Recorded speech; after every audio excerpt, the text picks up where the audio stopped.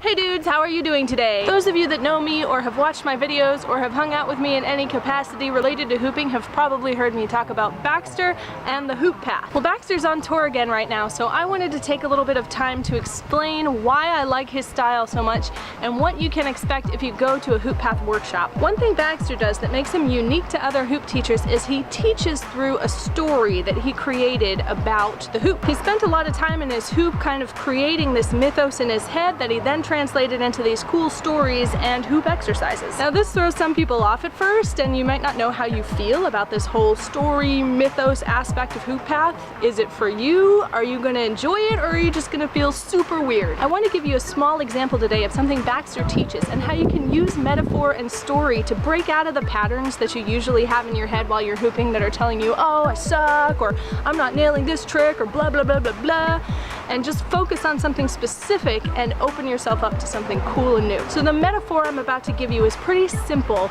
but just know that in the HoopPath mythos, it's got this cool, complex backstory and it's a little more involved. And if you're into it, you'll probably want to check out one of the HoopPath workshops to find out more. So that being said, let's get started. I want you to imagine that while you're hooping around your waist is actually a clock. If you hoop to the left, like I do, then 6 a.m. on that clock is on your right side. If you hoop to the right, 6 a.m. on that clock is on your left side. Noon is in your center front, midnight is on your center back, and 6 p.m. is opposite your 6 a.m. side. Thinking of your body as a clock allows you to access your body and the hoop in different ways. Where once you were just hooping around your waist, now suddenly when you extend your arms, everything from your palms out is your day side, and everything from the back of your hands back is your night side. Take a moment and think about the concept of night side, because this really blew my mind the first time I heard it.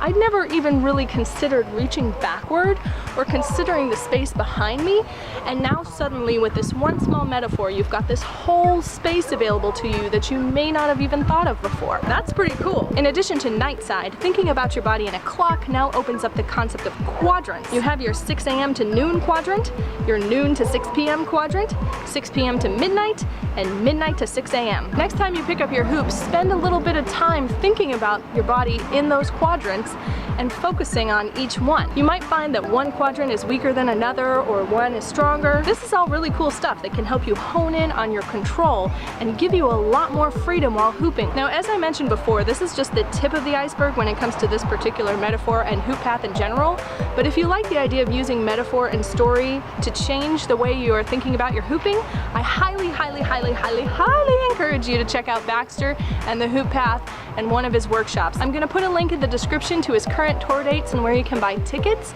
and if he's coming to your town, definitely check it out. It's well worth your time. Thank you very much for watching. I hope you all are having a beautiful day, and I will see you in the future.